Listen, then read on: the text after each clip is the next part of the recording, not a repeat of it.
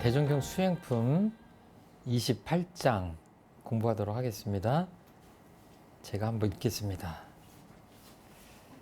대종사 말씀하시기를 범상한 사람에게는 무슨 일에나 지혜 어두워지게 하는 두 가지 조건이 있나니 하나는 욕심에 끌려 구함으로 중도를 잃어서 그 지혜가 어두워지는 것이요, 또 하나는 자기의 소질 있는 데만 치우쳐 집착되므로 다른 데에는 어두워지는 것이라. 수도하는 사람은 이 두 가지 조건에 특히 조심하여야 하나니라.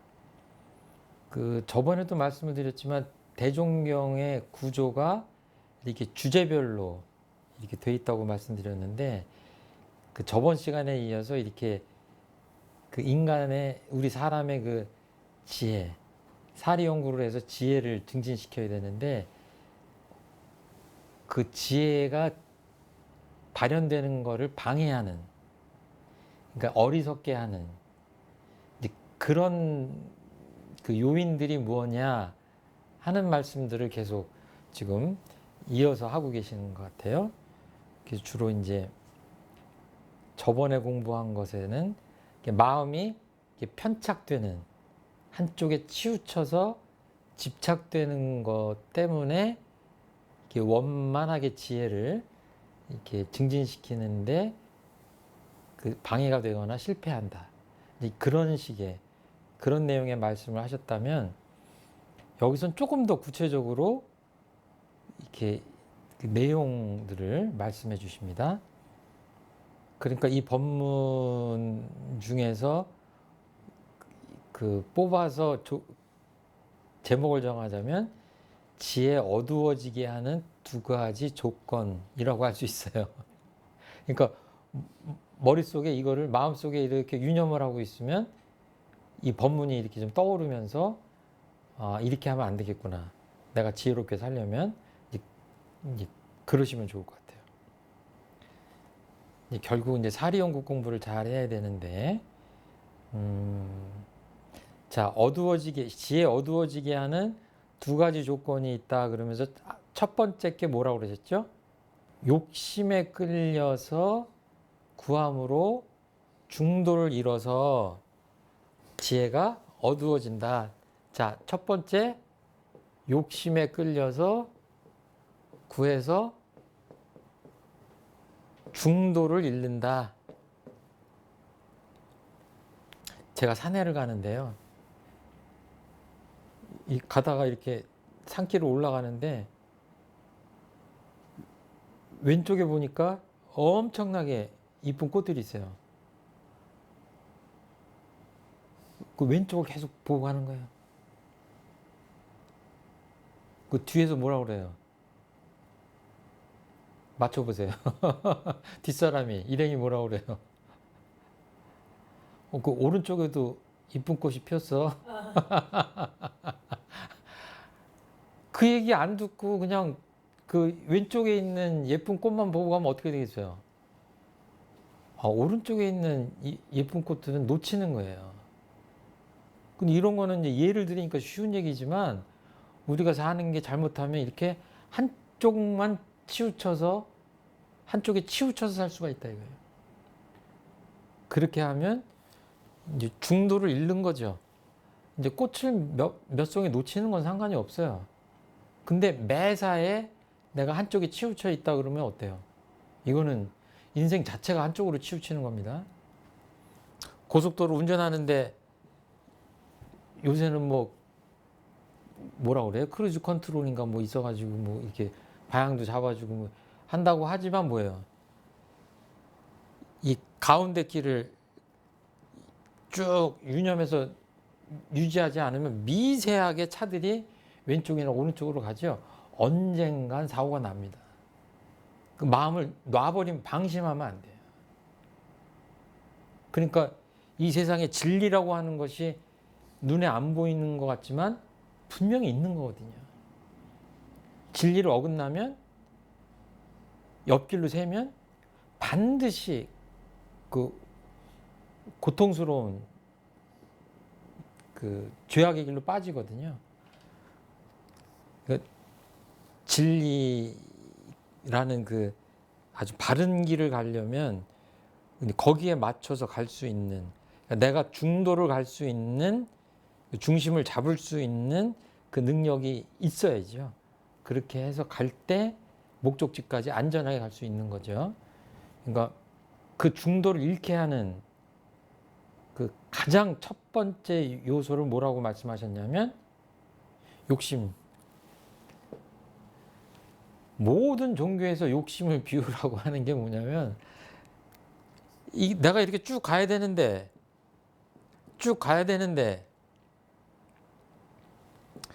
뭐 예를 들어서 길가에서 맛있는 과일을 판다. 아 저거 살까 말까 이거 잘못하면 사고 나요? 이 자동차 운전이 아니라 내가 인생을 이렇게 가는데 나를 끌어잡아 당기는 욕심이 얼마나 많습니까? 거기 솔깃하는 순간 나는 이제 중도를 잃는다 이렇게 생각하셔야 돼요. 다 아는 거지만 참 쉽지가 않다. 지혜가 어두워질까 과연? 중도를 잃으면? 그 생각 해보셨습니까? 중도라는 거를 잃는다고 꼭 지혜가 어두워질까? 지금 논리 구조로 보면 그렇게 돼 있어요. 자, 욕심에 끌려서 내가 이렇게 한쪽으로 편착돼서 중도를 잃었다.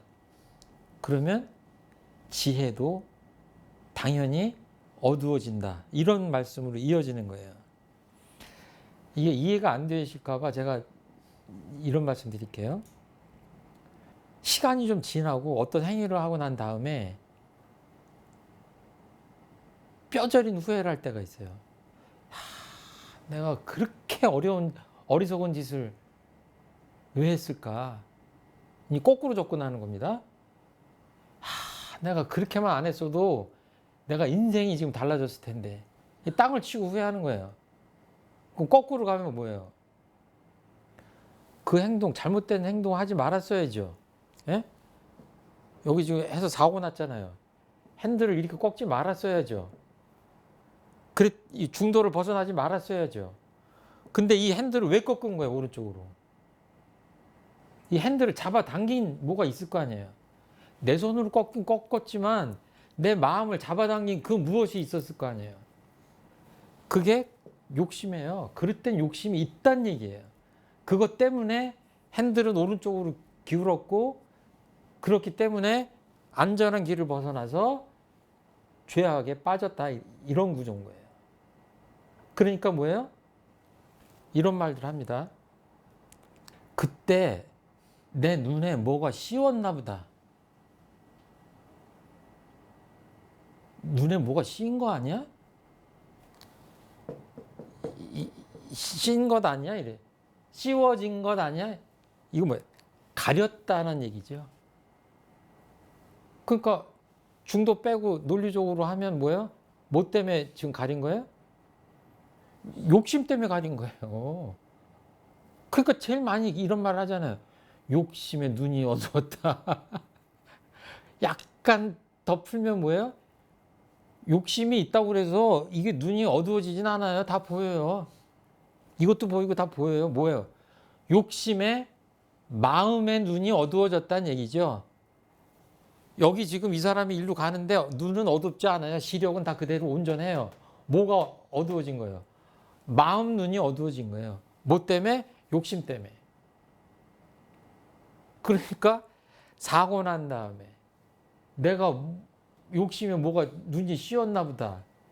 그리고 반성을 하고 했더니 결국은 뭐 내 안에 욕심이 있었구나. 재물, 뭐 색욕, 탐욕, 뭐 여러 가지 명예욕 이렇게 하면 안 되는 거예요. 이것도 그나마 반성을 하니까 그 다음 인생은 나아지겠지만 그러라고 지금 이 법문을 하는 게 아니라 뭐예요? 여기서부터 길을 갈 때부터 내가 지금 어디로 지금 옆으로 자꾸 가려고 하면 옆으로 왜 가는 거야 내가 지금? 이 길을 왜 가는 거야? 왜 가요? 자꾸 물어봐야죠. 혹시 잘못된 욕심이 나를 끌고 가는 건 아닌지 개인도 그렇고 회사도 그렇고 가정도 그렇고 국가도 그렇고 인류 문명도 잘못하면 탐욕이 이끌어가는 거예요. 이 개교의 동기에서 노예 생활한다고 하는 게 뭐예요? 끌고 가는 거잖아요. 제가 여기서 굉장히 여러 번 말씀하셨지만 끌려가는 겁니다. 이거는 자기가 간 게 아니에요. 욕심이 끌고 간 거예요. 이거를 정확히 알아야. 그러니까 언제부터 알아야 돼요? 처음부터 알아야 돼요. 처음부터 알아채고 내가 내 마음을 보고 있어야 신락 같은 욕심이 뭐예요? 묘하게 그 욕심이다 그러고 오지 않거든요. 그 작은 구멍으로 그 쇠바람 들어온다고 그러잖아요. 맨 처음에는 욕심인지 모르는 거예요. 그러니까 그걸 알아차려야 돼요. 그러려면 깊이 속 깊은 마음 공부를 하지 않으면 쉬운 말로 하면 어느 귀신이 물어가는지 모르는 거예요. 귀신이 밖에 있는 귀신이 아니라 내 마음의 사심, 욕심, 탐욕심이 삼독심이 끌려가서 도를 잃게 만들고 죄고에 빠지게 하고 그냥 반복되는 이야기지만 그렇게 된다.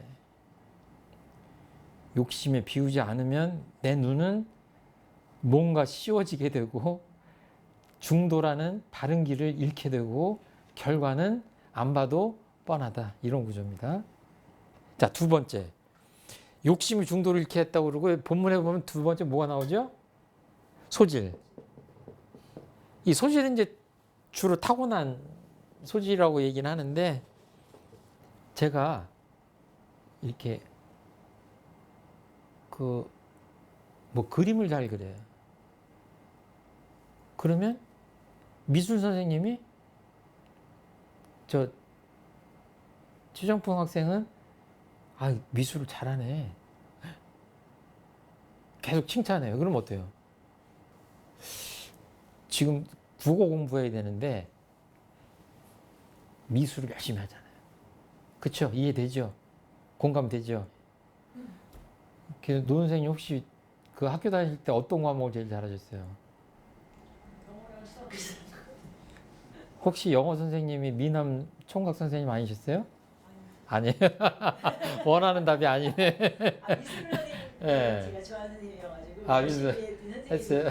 잘하고 칭찬해 주셔서 그러니까 그 어린 아이들은 선생님이 이뻐해주고 잘한다 그러면 해서 소질이 있었기도 하지만 소질이 생기기도 하잖아요. 그렇죠? 그런 거예요. 그러니까 어린이들이 뭐 그런 건 상관이 없는데 이제 어른이 되고 이렇게 하면 뭐예요? 알아차려야지. 내가 왜 이것을 계속 한쪽으로만 이 소질을 발휘하려고 할까? 잘못하면 장점이 과하면 나머지가 단점이 되잖아요. 약점이 되잖아요. 이것도 조심해야 돼요. 그러니까 사회에서는 어떻게 해요? 성공하려고 그러면 다 필요 없다. 그거 한 가지만 잘하면 된다 그러잖아요. 그건 대종사님 가르침이 아니에요.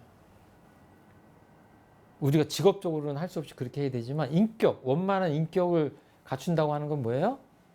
한쪽 소질만 계속 갈고 닦으면 어때요? 원만한 인격적으로 가지 않는 거예요.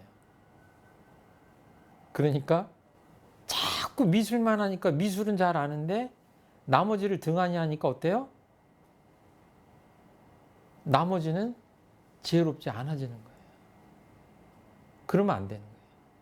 그러니까 두루두루 하면서도 직업적으로나 또는 여러 가지로 봤을 때 내가 미술을 살려서 살아가는 게 좋겠다고 하는 거는 당연한 거지만 그 소질 때문에 다른 것들이 어두워지면 안 되는 거죠. 그렇죠? 그런 말씀을 지금 하고 계신 거다 이렇게 보시면 될 것 같아요. 자, 그러면은 미술만 열심히 할 게 아니라 국어, 영어, 과학도 열심히 해야 되는 겁니다. 손흥민 선수가 제가 너무 유치하게 이해말을 드는 것 같아서 죄송하긴 한데 손흥민 선수가 유럽에서 아주 손꼽히는 축구 선수가 된 데는 여러 가지 요인이 있지만 그것도 있는 것 같아요. 유럽 선수 중에 공격수 중에 왼발 오른발을 골고루 잘 쓰는 그 수비 선수들이 정말 이렇게 표현하면 좀 환장하는 거예요.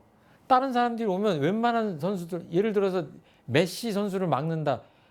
알고도 못 막긴 하지만 메시는 어느 발 선수예요? 왼발이에요. 왼발에 집중해서 막으면 돼요. 근데 손흥민 선수가 막 이렇게 양쪽으로 치고 들어오면 뭐야?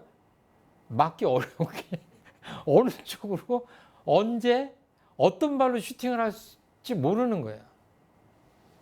그럼 처음부터 왼발을 잘 썼냐? 손흥민 선수가 아니에요. 아빠가 그렇게 그 골고루 하도록 균형을 맞춰서 연습을 시켰다는 거 아니에요.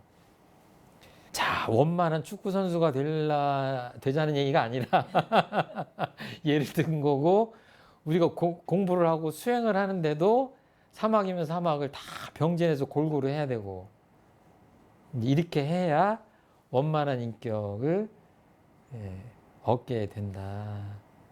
그러니까 나는 그냥 좌선이 너무 좋아. 그러니까 경전 같은 건 잘 안 보고 일기 같은 것도 귀찮아서 안 쓰고 좌선만 해. 그럼 대종사님이 칭찬하셨을까요? 골고루 해라. 골고루 해라.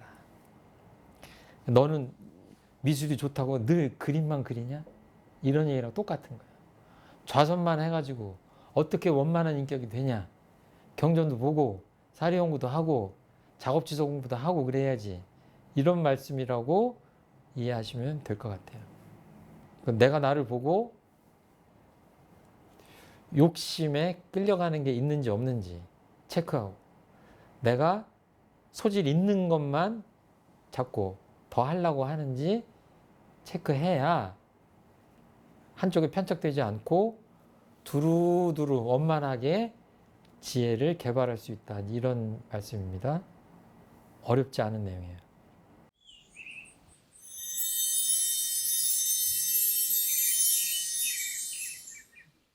이어서 29장 공부하겠습니다.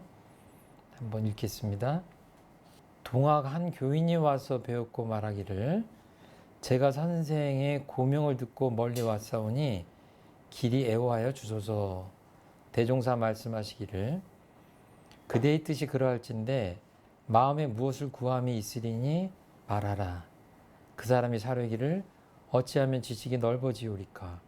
대종사 말씀하시기를, 그대가 나를 찾아와서 묻는 것이 곧 지식을 넓히는 법이요, 나는 그대를 대하여 그대의 말을 듣는 것이 또한 지식을 넓히는 법이라.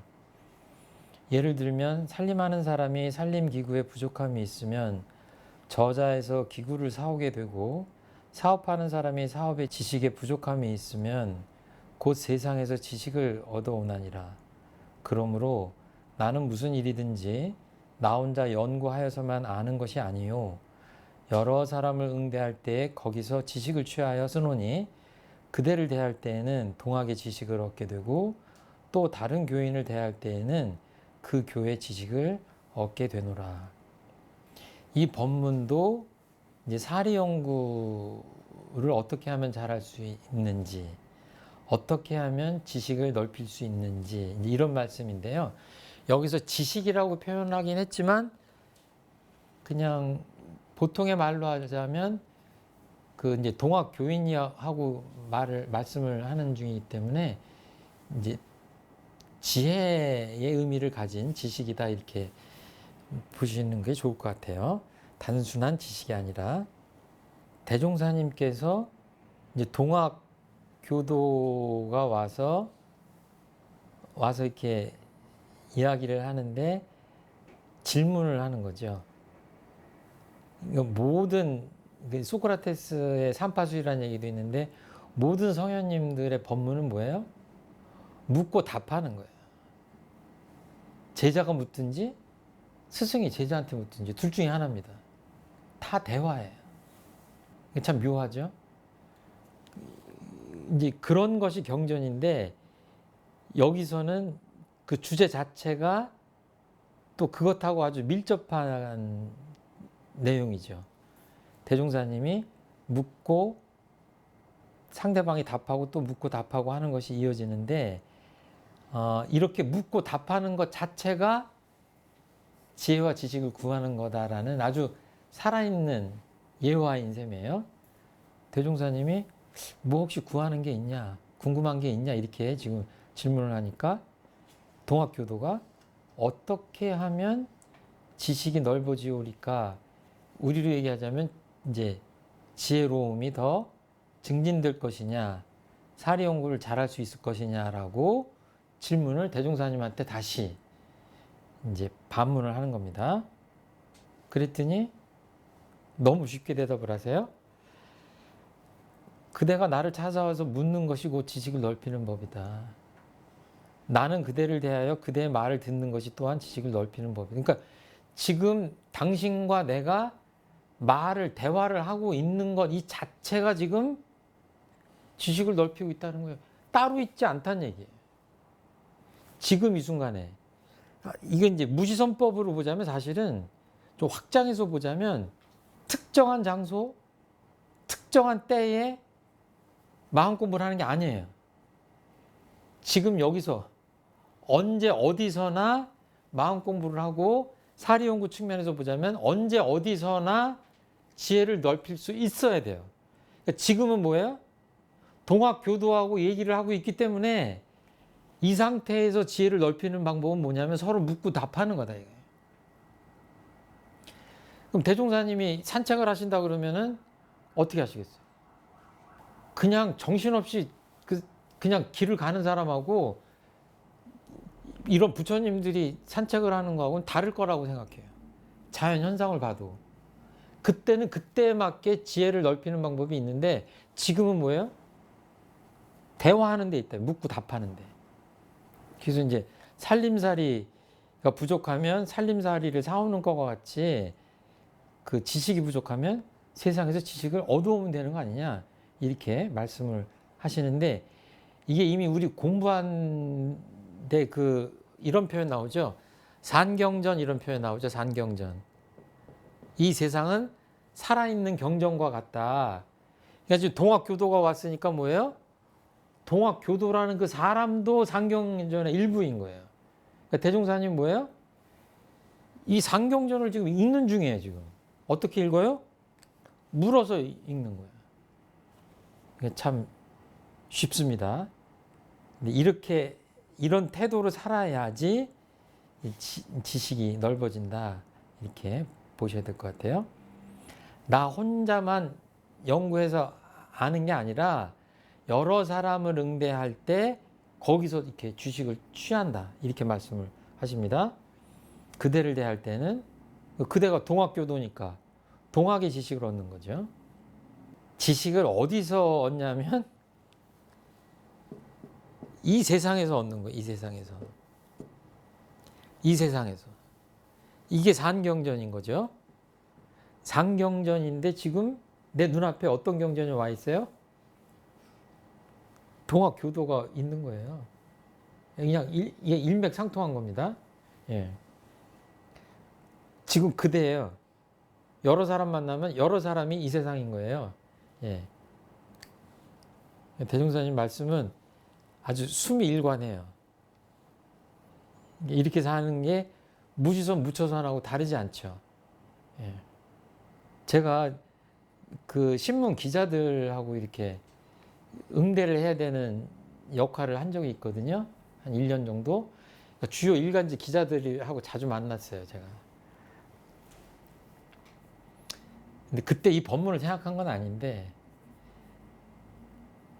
제가 소질이 그래서 그런지 뭐 성격이 그래서 그런지 모르겠는데 어떨 때 기자들하고 대화를 하면 기자가 나한테 취조를 당하는 것 같은 내가 질문을 더 해요. 왜? 내가 보기엔 그 사람이 신기한 거예요. 온갖 소식들을 다 알고 다른 종단 출입도 다 하고 하니까 저는 제일만 하니까 원불교밖에 모르잖아요. 근데 그분들은 온갖 데를 다 취재하고 다니니까 그분들을 보고 있으면 이렇게 호기심이 발동되고 궁금한 거야. 자꾸 물어봐. 그러니까 얘기를 하다 보면 나중에는 그분이 물으러 갔는데 그분이 나는 묻고 대답하고 예? 그러더라고요. 근데 그거 일부러 그러려고 한 게 아니라 저는 뭐 제가 한 일이지만 그런 태도가 괜찮은 태도다.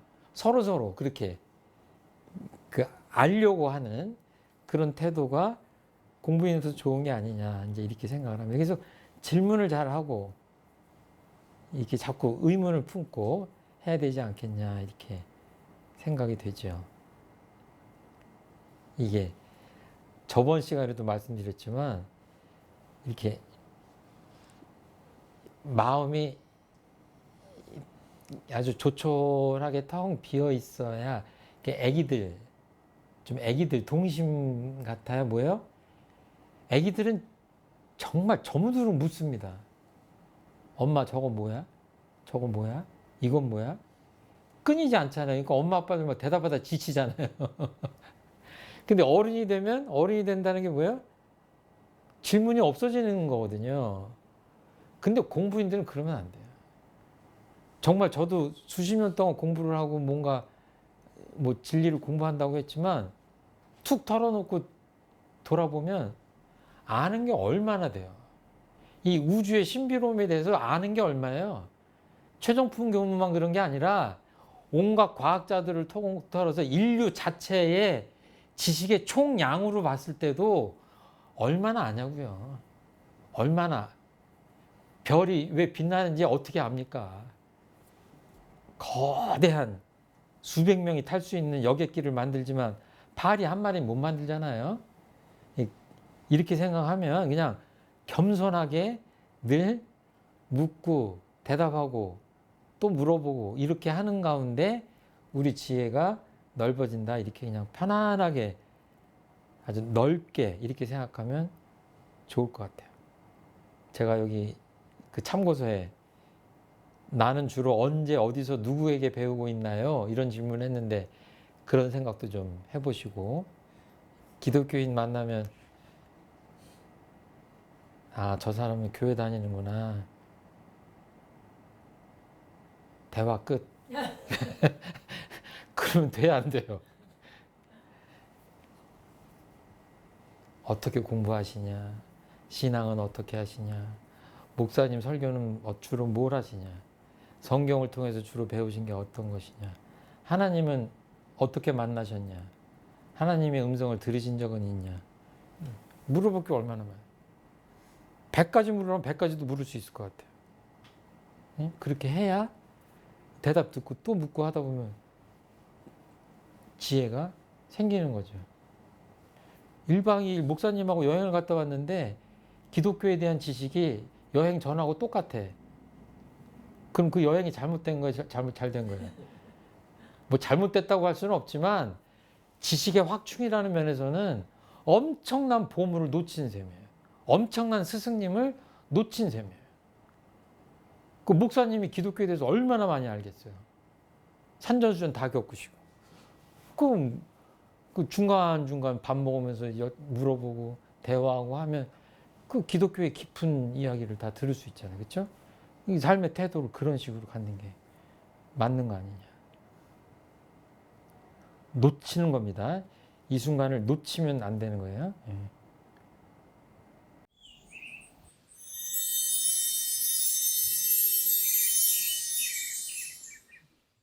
30장 이어서 공부하겠습니다. 한번 읽겠습니다. 대종사 말씀하시기를 사람의 성품은 원래 선악이 없는 것이나 습관에 따라 선악의 인품이 있어지나니 습관은 곧 당인의 처음 한 생각이 좌우의 모든 인연에 응하고 또 응하는 가운데 이루어지는 것이라 가령 그대들이 공부에 발심하여 처음으로 이 도량에 와서 스승과 동지를 만나고 법과 규칙을 지켜나갈 때에 처음에는 모든 일이 서투르고 맞지 아니하여 감내하기가 어려우나 그 발심을 변하지 아니하고 오래 계속하면 차차 마음과 행동이 익어져서 필경에는 힘들지 아니하고도 자연히 골라지게 되나니 이것이 곧 습관이라. 이와 같이 좌우의 인연을 따라 습관되는 이치가 선과 악이 서로 다르지 아니하나 선한 일에는 습관되기가 어렵고 악한 일에는 습관되기가 쉬우며 또는 선한 습관을 들이기 위하여 공부하는 중에도 조금만 방심하면 알지 못하는 가운데 악한 경계에 흘러가서 처음 목적한 바와는 반대로 되기 쉽나니 이 점에 늘 주의하여야 착한 인품을 이루게 되리라. 이 대종경 수행품 30장 말씀은요, 집에 돌아가셔서도 반드시 곱씹어 보시고 여러 번 읽어보셨으면 좋겠어요. 이게 대부분 뭐 서품이면 서품, 수행품, 교의품, 뭐 인도품 할 것 없이 그 품에 아주 가장 중심되고 중요한 내용이 대개 1장, 2장 이런 데 나오거든요. 그러니까 지금 이 수행품 30장이기 때문에 중간에 등장을 해서 그러지 이 법문은 정말 많은 의미를 담고 있습니다. 그리고 많은 공력을 들여서 우리가 연마해야 될 그런 내용이다. 이 수행품에서 정말 중요한 위치를 차지하고 있는 그런 내용이다. 이번에 한강이라는 작가가 노벨상을 수상해서 저도 읽어야지 하다가 못 읽고 있다가 그분이 노벨상을 탄 다음에 책을 한 권 읽었는데 그분이 여러 가지 이야기를 하는 가운데 사람들한테 많이 깊게 인상된 얘기가 그런 표현이 있어요. 세상은 고통으로 가득하고 그러면서 세상은 왜 이리도 아름다운가. 저는 사실은 이 고민을 꼭 꼬집어 얘기하자면 대학교 2학년 때 했어요. 그러니까 어떻게 보면 한강 작가는 5.18을 나중에 어려서 아주 어린 나이에 좀 간접 체험한 세대라면 저희는 제가 그 대학생 시절에 제가 광주에는 살지 않았지만 그 매스컴을 통해서 또 이렇게 소문을 통해서 이렇게 접했는데 그때 했던 고민이 이런 거였어요. 사람은 왜 이렇게 악하고 어떤 경우에는 왜 고귀하고 선할까? 이게 젊은 시절의 화두였습니다. 그때는 원불교 가르침도 모르고 종교적인 가르침도 몰랐을 때라 정말 소화하기 힘들었어요. 어떻게 이렇게 잔인한 일들이 벌어지고 한쪽에서는 또 그럼에도 불구하고 착하게 살아가는 사람이 있고 뭐 이럴까. 근데 그 고민이 깊어지니까 착한 사람, 악한 사람이 있는 문제가 아니라 한 사람이 어떨 때는 왜 이렇게 악하고 어떨 때는 왜 이렇게 선한가의 문제로 수렴되더라고요. 그때 가만히 보니까 굉장히 종교적인 고민을 한 거예요. 제가 종교를 모르는 상태에서. 제가 보기에는 뭐 모든 법문이 다 아까 그 한강 작가의 그 질문에 답할 수 있는 법문이지만 이 법문도 상당히 관련되어 있다. 사람의 성품에 대해서 얘기하잖아요. 본 바탕. 여기 뭐라고 하시냐면 원래 선악이 없는 것이나 습관에 따라 선악의 인품이 있어지나니 이렇게 얘기하잖아요. 이 성리품에서 뭐라고 그래요?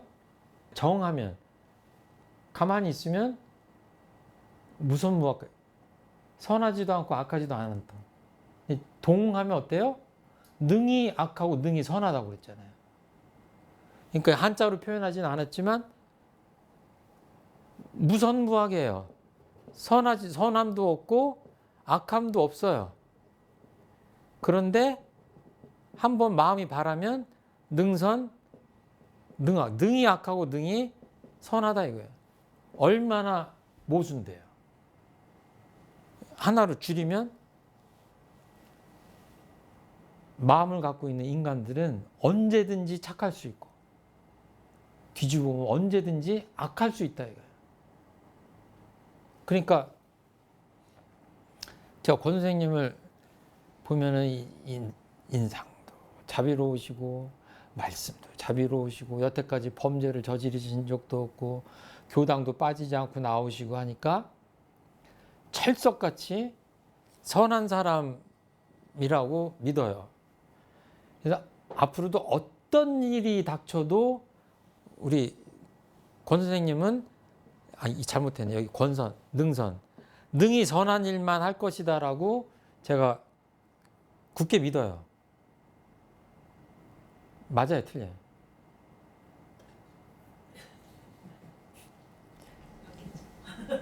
예, 이게 좀 참 대답하기 어려운데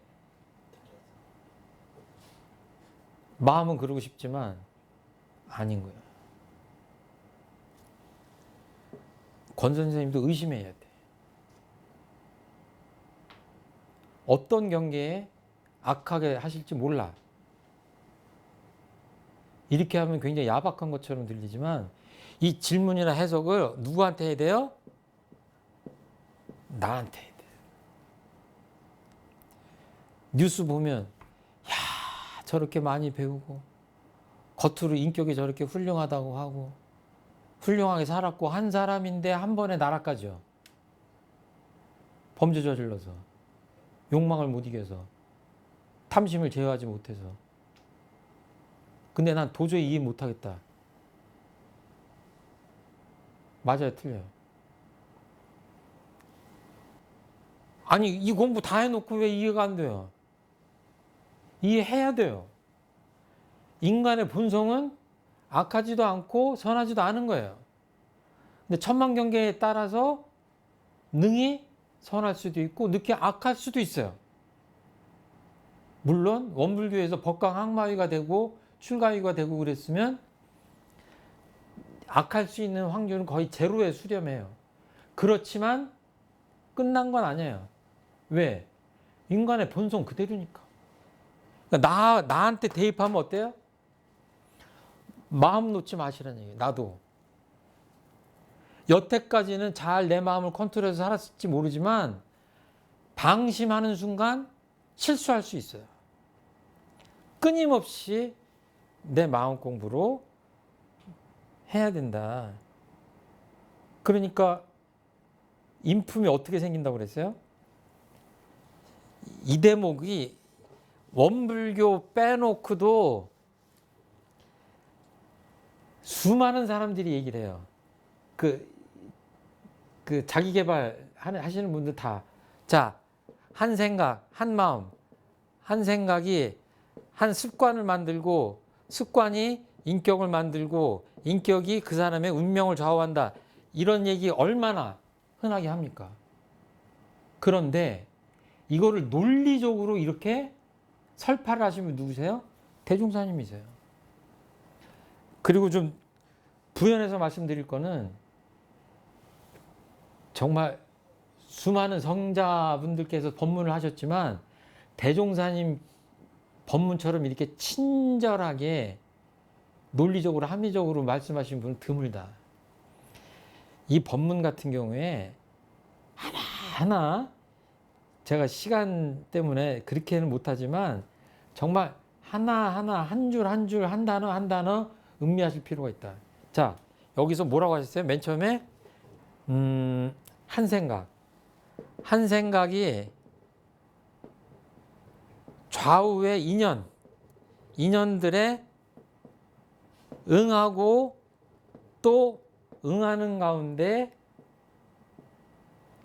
뭐가 생겨요? 습관이 생긴다고 그랬어요. 여기서 제가 이렇게 커피가 있어요. 커피를 마시고 싶은 생각이 있어요. 근데 커피가 있어요. 그러니까 커피를 자, 커피 마시고 싶은 생각이 있어요. 커피가 있어요. 이게 인연이에요. 자, 한 생각이 인연을 만나서 마셨어. 너무 행복해. 좋아. 커피가 또 한 잔 있네. 또 먹어. 뭐가 생겨요? 커피를 마시는 습관이 생기는 거예요. 인이 박인다는 표현도 하죠. 이런 겁니다. 사실은 내가 어떤 생각을 하고 있는지 잘 모르는데 어떤 인연에 대해서 무슨 응해서 내가 하는 행동들을 보면 뭐예요? 알 수 있죠. 내 마음 안에 어떤 생각이 있는지. 그러니까 이거는 뭐예요? 응용하는데 온전한 생각으로 취사하기를 좋아할 것이 뭐예요? 내 마음이 천만경계에 응하는 거예요. 내 마음이 외부 세계를 응하는 가운데 습관이 생기는 거예요. 그러니까 최종품 교무가 어떤 모르는 사람을 보면 낯가림이 심해서 말을 잘 안 해요. 맨 처음에는 그냥 그런가 보다 그랬어요. 그런데 인생을 살면서 계속해서 인연이 그렇게 낯선 인연이 올 때마다 낯가림이 심해서 멀리해요. 멀리하고 100번, 1000번 이렇게 해요. 주변 사람이 뭐라고 했어 나한테. 저 사람은 묵뚝뚝한 사람이야. 무뚝뚝한 인격이 되는 거예요. 이 습관이 모여가지고. 근데 사실은 맨 처음에 보면 별 생각 아니었어요. 나는 그냥 낯가림이 좀 있어서 마음이 약간 불편해서 처음 만나는 사람하고 말을 안 했을 뿐이에요. 근데 한 번, 두 번 하다 보니까 습관이 되는 거예요. 습관이 인격이 되는 거예요. 스트레스를 받을 때마다 홍길동 씨가 술을 먹어요. 오늘 스트레스를 받아서 술을 먹었어요. 내일도 스트레스를 받아서 술을 먹었어요. 그 다음 날도 먹었어요. 이게 반복되면 뭐가 생긴다고요? 습관이 되는 거예요. 나중에는 아이고 믿을 만한 인품을 이룰 수가 없겠죠. 그래서 여기 그 예가 나옵니다. 공부하는 이야기, 도량에 살면서 이렇게 처음에는 감내하기 어렵지만 좋은 습관을 이렇게 익히는 그런 얘기가 나오면서 나중에는 힘들지 아니하고도 자연히 골라지게 되나니 이것이 곧 습관이라. 여기서는 뭐예요? 이 습관은 좋은 습관이에요. 그러니까 홍길동 씨가 오늘도 한 잔, 내일도 한 잔 했는데 홍길동 씨 옆에 있는 이몽룡이란 사람은 뭐예요? 오늘도 옆에서 술 먹자고 하는 사람이 있는데 오늘도 참고 내일도 참고 모레도 참았어요. 그렇게 1년을 살았더니 뭐예요? 홍길동이라는 사람의 인격과 습관과 인격, 이몽룡이라는 사람의 습관과 인격은 달라지는 거죠. 그러니까 그냥 초등학생도 알 수 있는 지금 법문인데 이것이 중요한 이유는 마음 공부 하는데 처음에 한 생각이잖아요. 한 마음이잖아요. 한 마음이 외부 세계, 경계잖아요. 이 경계를 만나면서 하는 그것이 습관이 된다는 얘기예요. 그것이 모여서 인격이 된다는 얘기예요. 그러면 이거를 거꾸로 감으면 어때요? 내 인격을 바꾸려면 뭘 바꾸면 돼요? 습관부터 바뀌어야 되는데 습관을 바꾸려면 대하는 방식을 처음으로 마음을 바꾸. 그래서 마음 공부를 얘기를 하는 거예요. 그냥 중간 단계에서 습관을 바꾸면 되겠다 그러면은 대종사님의 수행은 습관 공부다 이렇게 하셔도 돼요. 그런데 뭐예요? 뿌리를 다스리려니까 뭐예요? 애초에 뭐가 씨앗이다? 인과 그러잖아요. 인연과 처음에 씨앗은 한 마음이에요. 외부 세계는 연이에요. 아까 술 마시고 커피 마시고 하는 거. 관은 뭐예요? 여기서는 습관이고 인격이고 이 인격이 이렇게 되면 나중에는 볼 것도 없이 이 사람이 복락의 길을 가냐 죄고의 길을 가냐 정해져 있는 거예요. 그러니까 이걸 거꾸로 올라가면 이 한마음 씨앗에 있기 때문에 이거를 다스리려면 뭐예요? 마음 공부를 해야 된다라고 해서 마음 공부하는 거죠. 그런데 안타깝게도 선한 일에는 제 말씀이 아닙니다. 지금 여기 본문 읽어드린 거예요. 선한 일은 습관되기가 쉽다, 어렵다? 어렵다. 악한 일에는 습관되기가 쉽다. 술을 마시는 게 쉬워요? 끊는 게 쉬워요?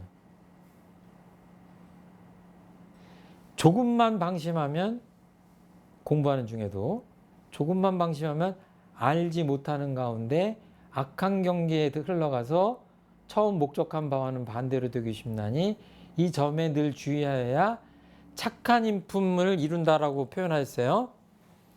그러니까 훌륭한, 여기서는 착한이라고 하지만 여기서는 이제 해석을 하자면 착한 인품이라고 했지만 이거는 교리적으로 하면 원만한 인품이라고 새길 수 있어요. 이렇게 해야 선한 인격, 훌륭한 인격, 원만한 인격을 이룰 수 있다. 이제 이런 얘기입니다. 이건 사실은 1시간 정도 해야 되는 본문인데 제가 좀 줄여서 했습니다. 정말 중요한. 그러니까 사람들이 너 왜 그랬냐 범죄자한테 그러면 내 주변에서 이러저러 해서 그럴 수밖에 없었어요. 타락할 수밖에 없었고 나만 그런 게 아니라 주변 사람들이 다 그랬고 나한테 물들이게 했고 나를 이렇게 타락하게 했고 맞아요. 그분 얘기는 들어줘야죠. 세정을 이해하고 공감도 해주고 해야 되겠지만 마음 공부의 원리에 입각해서 보자면 환경, 다른 말로 하면 아까 좌우의 인연, 좌우의 인연이라고 아까 표현했죠. 이거 불교적으로 하면 연이라고 표현하면 돼요. 인연과 할 때. 이 인연들 때문에 그렇다고 지금 탓을 하는 거거든요. 공부인, 자력 있는 공부인이라면 이래야 되겠어요? 어떻게 해야 되겠어요? 대웅사님 마음에 들게 한번 대답 한번 해보세요. 아, 너 왜 이렇게 훔치고 너 못돼 버릇이 왜 들었어? 아, 제 친구들도 다 훔치는데요, 뭐. 재수 없어서 내가 걸렸지, 뭐. 에? 사람들 다 잡아가세요. 왜 나만 갖고 그래요? 그러잖아요. 철 모르는 애들이. 내 잘못이 아니에요. 아니잖아요. 자, 한 말씀 하셔야지. 아이가 알아듣지 말지 모르지만 교리적으로 대답을 하려면. 아까 이 인연이 있기 전에 뭐가 있다고 그랬죠? 한 생각, 여기 한 생각이라고 이 본문에 했지만 우리 식으로 하면 한 마음. 예를 들어서 훌륭한 사람들을 과학자들이 조사를 했거든요. 일생을 통해서 수십 년 놓고 추적 관찰하는 연구들이 있잖아요. 정말로 열악한 환경에서 자랐는데 어떤 사람은 타락하고 어떤 사람은 훌륭한 사람이 되는 이유가 뭐냐. 연구마다 뭐 다른 것들을 발견했는지 모르지만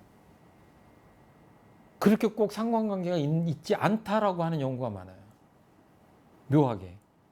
그러니까 우리는 그렇게 생각하기 쉽잖아요. 그 안 좋은 환경에서 자라면. 그러니까 그거를 뭐 얘기하는 연구도 있지만 어려운 환경에서도 훌륭하게 사는 사람들이 많아요. 그럼 결국은 뭐냐면 그 사람 한 마음에 상당히 많은 것들이 좌우된다. 환경의 지배를 받지 않는 아이들, 인간들 있잖아요.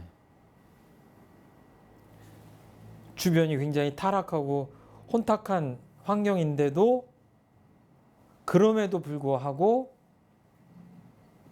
꽃을 피우는 인생들이 있잖아요. 여기에 문제가 있는 거죠. 한 마음에 문제가 있는 거죠. 어른들이란 뭐예요? 남 탓하면 안 됩니다. 환경 탓을 하거나 환경의 지배를 받거나 이거는 뭐예요? 다 이제 범부 중생들의 차원이고 환경이 어떻든 간에 천만경계가 어떻든지 간에 나는 내 한마음으로 다르게 반응하는 거죠. 맨 처음에 그 한 생각 중요하다고 하셨는데 원래 선악이 없기 때문에 저 처음에 한 생각은 뭘 기준으로 해야 되느냐. 예를 들면 지공무사를 기준으로 해서 한 생각이 한다고 그러면 선악이 없던 곳에서 선악이 생기는 것이 그 한 생각의 기준이 도대체 무엇이냐 하는 의문이 있습니다. 그렇죠. 지금 정말 어려운 문제인데 왜 똑같은 환경인데 어떤 사람은 한 생각 한 마음을 낼 때 이렇게 내고 어떤 사람은 저렇게 내냐. 이 깊이 들어가면 이 사람이 전생의 습관이 이생까지 넘어온 거 아니냐 이렇게도 볼 수가 있거든요. 그런데 이제 그 얘기는 좀 생략을 한다면 그러니까 마음 공부를 해서 한 마음을 낼 때 어떻게 내느냐가 굉장히 중요하고 내 운명을 좌우하는 거라고 공부를 하지 않으면 어떻게 내겠어요? 이미 익힌 습관에 따른 한 마음을 내는 걸로 가겠죠. 그러니까 어떻게든지 정신수양하고 이렇게 지금 사막을 하자고 하는 건 뭐냐면 그러니까 이거 마음 공부를 모르는 사람한테는 이거를 가르쳐주기가 어려운 거예요. 아니 그냥 이 상태에서는 이렇게 마음이 나는 게 자연스러운 거 아니야? 상대방이 지금 내 뺨을 때렸는데 참으라고? 예수님은 미친 사람이죠. 그렇게 보면 예수님 왼뺨을 따르는데 오른뺨을 내놓으셨잖아요. 다른 거거든요. 상대방이 나를 한 대 때렸으면 10대를 때리는 게 자연스러운 거다 이렇게 살아왔다고 하면 그렇게 살 수밖에 없는 거 아니에요. 그런데 그걸 가르치려니까 한 마음 그 나기 이전부터를 성찰하게 하려니까 뭐예요? 견성도 필요하고 마음 공부도 필요하고 아까 내가 정말 한 마음 내기 이전부터 봐야 되는 게 중요하구나. 근데 이런 얘기를 하면 무슨 대선사들 고승 대덕들만 하는 공부를 아니까 이거 어려운 거예요. 그런 게 아니에요. 애나 어른이나 누구나 남녀노소를 막론하고 이렇게 커피 한 잔 먹을 때 마음을 봐서 먹고 싶은 마음이 나기 이전 왜 나지? 이렇게 마음 공부를 그렇게 세밀하게 하지 않으면 나머지 공부가 사상누각이다. 그럴래니까 하는 것 같아요. 대답은 제가 뭐 다시 똑같은 질문하고 돼서 대답은 잘 안 된 것 같은데 이치적으로 보면 그래서 마음 공부가 중요하다는 말씀 드릴 수밖에 없을 것 같아요. 그러니까 그 한 생각을 낼 때 벌써 그 이전에 있는 그렇죠. 때문에 이제 그냥 무의식적으로 가는 무의식적으로 거죠. 결정을 함으로 예, 그 자기의 습관을 다 버리고 그렇죠. 굉장히 중도의 마음으로 한 생각을 예. 내라. 예, 그 말씀. 예, 그러니까 멈춰야죠. 예. 멈춰서. 내가 그냥 자연스럽게 가는 게 아니라 내가 지금 이 마음이 나오는 게 왜 나온 거지? 나도 모르게 그 보니까 이미 마음은 비어있지 않거든요. 무의식이라고 하고 심리학에서는 본능이라고 하기도 하고 우리는 업이라고 하기도 하고 그게 이미 물들어 있는 거거든요. 근데 거기서 나도 모르게 마음을 내면서 이건 그냥 인간의 뭐 본성 아니야? 그거는 따져볼 게 많은 거죠. 예. 그러니까 참 이게 그러니까 역사적으로 보면 성악설, 성선설, 뭐 무선무악설 여러 가지가 있는데 대종사님은 이제 무선무악하고 능선능악하다라고 인간의 성품을 그렇게 말씀하시면서 마음 공부의 토대를 그 전제 위에서 지금 구축하신 거예요. 예. 뭐 인간이 원래 이렇게 선하다면 이렇게 세밀하게 마음을 안 챙겨도 선하게 살겠죠. 그런데 정말 한쪽은 악, 한쪽은 선, 이 가운데를 가는 존재가 갈등하면서 사는 존재가 인간인 거죠. 이 중도를 잘 지키려면 한 마음을 잘 챙겨야, 그러니까 마음을 알아차린다, 마음을 챙긴다, 뭐 최초 일념, 뭐 이런 말씀들이 정말 중요한 거죠. 그냥 그 미세한 차이가 나중에 엄청난 결과를 불러오니까 계속 마음을 보면서 한 마음 한 마음. 그것만 하면 그 다음 얘기는 조금 천천히 해도 많은 공부가 효과가 이어지지 않을까 이렇게 생각을 합니다. 아무튼 이거는 제가 말씀 뭐 실력이 없어서 더 많이 말씀 못 드렸는데 꼭 잊지 마시고 이 30장은 수행품에 많은 장이 있지만 더 열심히 해주시면 좋겠다 하는 말씀 드리고 공부 마치도록 하겠습니다. 감사합니다.